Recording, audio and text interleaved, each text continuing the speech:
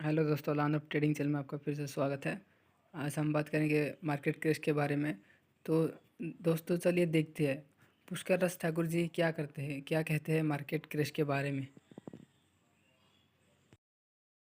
इतना तो आप सबको पता लग गया कि मंडे को जो मार्केट है वो गैप डाउन ओपनिंग की तरफ इंडिकेट कर रही है।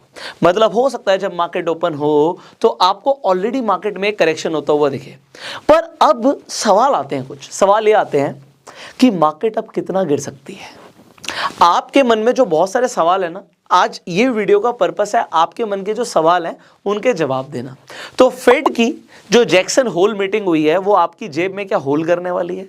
इससे हुआ क्या, मतलब बात क्या हुई? जो पॉवेल की स्पीच थी उसमें ये तो क्लियर हो गया कि अब लोगों को थोड़ा सा पेन का सामना करना पड़ेगा, बट अल्टीमेटली फोकस ये है कि इन्फ्लेशन को नीचे लेकर आया जाए और वो इमीडिएटली नहीं होने वाला। अब इस तरफ इंडिकेशन आ गया कि ये इंटरेस्ट रेट बढ़ाए जाएंगे, बट लोगों को ना सिंपल देसी भाषा में समझना होता है इससे फर्क क्या पड़ता है। क्योंकि जब आपकी इतनी बड़ी बड़ी मीटिंग्स कॉन्फ्रेंसेस हो जाती हैं उसका कंक्लूजन लोगों को बड़े सिंपल भाषा में सुनना होता है। और मेरा प्रयास रहता है कि अगर कोई इंसान आज स्कूल में भी है, 6 क्लास का बच्चा भी है ना, ये सारे कंसेप्ट को समझ पाए। तो देखो होता क्या है, जब इंटरेस्ट रेट बढ़ाने की बात आती है इससे होगा क्या, जो बैंक्स हैं वो भी अपना इंटरेस्ट रेट बढ़ा देंगे।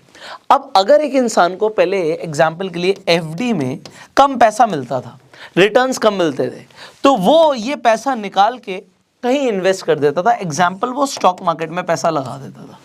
बट अगर अब एफडी के एग्जाम्पल रेट बढ़ जाते हैं या फिर बॉन्ड मार्केट जहां पर आपको पता है कि रिस्क कम होता है, तो बॉन्ड मार्केट में अगर इंटरेस्ट रेट बढ़ जाएगा तो लोग बाकी की जो इक्विटी मार्केट है उससे पैसा निकाल के ऐसे इंस्ट्रूमेंट्स में डालेंगे जहां पे रिस्क कम है। तो क्योंकि मार्केट से पैसा निकलेगा तो स्टॉक मार्केट के लिए ये अच्छा नहीं है, तो मार्केट नीचे जाती है। इतना सिंपल सा लॉजिक होता है। इसके साथ साथ इंटरेस्ट रेट्स बढ़ने का एक और नेगेटिव इफेक्ट होता है शेयर के प्राइस पर। अगर आप देखें तो ज्यादातर कंपनीज एक्सपैंड करने के लिए डेट लेती हैं। अब अगर इंटरेस्ट रेट बढ़ जाएगा तो कंपनी को जो डेट है महंगा मिलेगा। आपने देखा होगा कंपनीज का एक बहुत बड़ा एक्सपेंडिचर होता है जब उन्हें डेट का रीपेमेंट करना पड़ता है in the form of interest. तो इंटरेस्ट कंपनी के लिए एक बहुत बड़ा खर्चा है जिससे कंपनी का मार्जिन इफेक्ट होता है। कंपनी की टॉप लाइन पर कोई फर्क नहीं आएगा, रेवेन्यू कंपनी के पास आ रहा होगा, बट जब आप बॉटम लाइन पर प्रॉफिट देखेंगे, जो नेट प्रॉफिट होगा उस पर फर्क पड़ना शुरू हो जाएगा, जिससे कंपनी के शेयर प्राइस पर भी फर्क पड़ता है। तो इस तरीके से आपने समझा कि दो तरीके से जो ये इंटरेस्ट रेट बढ़ना है वो शेयर मार्केट के लिए अच्छा नहीं है। अब मार्केट को पहले लग रहा था हो सकता है इंटरेस्ट रेट ज्यादा ना बढ़ाए जाए, बट स्पीच से ये क्लियर हो गया कि अब फेड ये बार बार स्टेप्स ले सकता है। अगर दोबारा भी इंटरेस्ट रेट बढ़ाने पड़ जाएंगे तो वो बढ़ाएगा। ओके, ये कंसेप्ट हमें समझ आ गया। इसके बाद इफेक्ट क्या हुआ पहले इसे देखिए। ये स्पीच का इतना बुरा इफेक्ट आया है कि एकदम से ही मार्केट करेक्ट होनी शुरू हो गई। अगर मैं यहां पर नैस्डैक की बात करूं तो जो नैस्डैक का इंडेक्स है, अब देखो करेक्ट हो गई। अभी इससे हमें फायदा क्या होगा, हम क्या करने वाले हैं, हमारी स्ट्रैटेजीज क्या होंगी, बहुत सारे सवाल हैं। तो नैस्डैक जो इंडेक्स है लगभग 4% करेक्ट हो गया एक ही दिन में। स्पीच के बाद समलाई नहीं, लगातार गिरता चला गया। अगर हम डो जोन्स की बात करें तो यहां पर भी ये इंडेक्स 3% करेक्ट हुआ है। अब इसका असर हम बात करें यूएस मार्केट में, आप बात करो यूरोपियन मार्केट्स में, हर जगह इसका असर आता हुआ दिख गया है। एसजीएक्स भी इंडिकेट कर रहा है कि निफ्टी की जो आपको मैंने बताया कि गैप डाउन ओपनिंग होगी और उसके बाद निफ्टी गिर सकता है। अब सवाल आता है कितना, ये हुए इंडेक्स की बात। अगर मैं स्पेसिफिकली बात करूं शेयर्स के, एग्जाम्पल गूगल का शेयर वो 5.5% के आसपास करेक्ट हो गया। अब बात करें एप्पल का शेयर तो ये 3.77% के आसपास करेक्ट हो गया। तो अब क्योंकि हमारे मन में कई सारे सवाल आ रहे हैं, उन सवालों का जवाब देते हैं कि अभी मैं स्पेसिफिकली निफ्टी की बात करता हूं। अब निफ्टी कितना और गिरेगी, अगर आपके मन में ये सवाल है तो इस सवाल का जवाब हमने, अगर आप हमारे चैनल की वीडियोस पहले से देख रहे हैं तो अभी कुछ दिन पहले हमने एक वीडियो डाला था जिसमें हमने क्लियरली आपको इंडिकेट किया था फिबोनाची रिट्रेसमेंट के हिसाब से कि मार्केट आपको 17,300 की तरफ जाते हुए दिखेगी। मतलब हमने 23% और 38%, ये दो इंपॉर्टेंट लेवल्स के बारे में आपको बताया था कि अगर मार्केट 17,300 के सपोर्ट को भी ब्रेक कर देती है तो नेक्स्ट सपोर्ट आपको 16,900 के आसपास दिखेगा।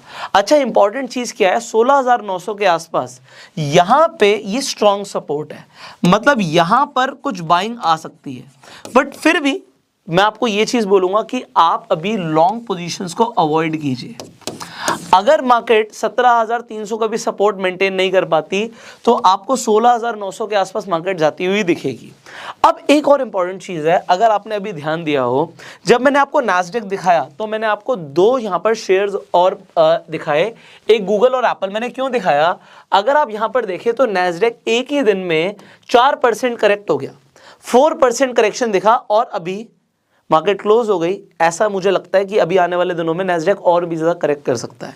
अगर करेक्ट करेगा तो जितने भी नैस्डैक में आपको पता है कि आईटी स्टॉक ज्यादा होते हैं, तो यहां पर गूगल का और एप्पल का एग्जांपल मैंने इसीलिए लिया है कि अगर आपको गूगल यहां पर 5.4% करेक्ट होता हुआ दिखा है और एप्पल भी सिमिलरली 3.77% करेक्ट होता हुआ दिखा है, तो इंडिया के अंदर भी आपको पता है जो आईटी सेक्टर है पूरा वो नैस्डैक को फॉलो करता है। नैस्डैक गिर रहा है, आईटी सेक्टर और तेजी से गिर सकता है। मतलब निफ्टी के कंपैरिजन में जो आईटी स्टॉक्स हैं उसमें और बड़ी गिरावट दिख सकती है। तो अब आपको क्या करना चाहिए यार? मतलब अब जो होगा मंडे को तो हो ही जाएगा, बट ऐसा नहीं है। बात यह है कि अगर आपको लगातार करेक्शन दिख रही है तो बहुत टाइम से हो सकता है बहुत सारे लोग इस चीज का प्लान कर रहे थे कि हमें मार्केट में बाइंग करनी है। आप डेफिनेटली बाय कर सकते हो, बट उससे पहले आपको कुछ चीजें जानने की जरूरत है। एक चीज जिसे हम बोलते हैं वैल्यू इन्वेस्टिंग। आप वॉरेन बफे ले लो, राधा कृष्ण दमानी ले लो, जितने भी सक्सेसफुल लोग हैं वो वैल्यू इन्वेस्टिंग की बात जरूर करेंगे। और वैल्यू इन्वेस्टिंग आपको भी समझना है। वैल्यू इन्वेस्टिंग का मतलब क्या होता है? आप शेयर्स को तब खरीदो जब शेयर्स आपको उनकी इंट्रिंसिक वैल्यू से कम में मिल रहे हैं। अब अगर मार्केट गिरती है तो ये खरीदने का टाइम हो सकता है। इनफैक्ट मार्केट गिरते हुए नहीं, मार्केट जब मुझे लगेगा दोबारा से यहां से कुछ रिवर्सल दिख रहा है, मैं तब खरीदूंगा। और अगर आप चाहते हैं मैं एक लाइव इन्वेस्टिंग के ऊपर वीडियो बनाऊं कि मैं कौन से स्टॉक्स तब खरीदने वाला हूं, आप कमेंट कीजिएगा। I will definitely try to create a video. जब मुझे रिवर्सल दिखेगा हम दोबारा से एक वीडियो बनाएंगे जिसमें मैं लाइव इन्वेस्टिंग भी करके दिखाऊंगा, क्योंकि see I am bullish overall. Short term में क्या हो रहा है इससे इतना फर्क नहीं पड़ता। मतलब ओवरऑल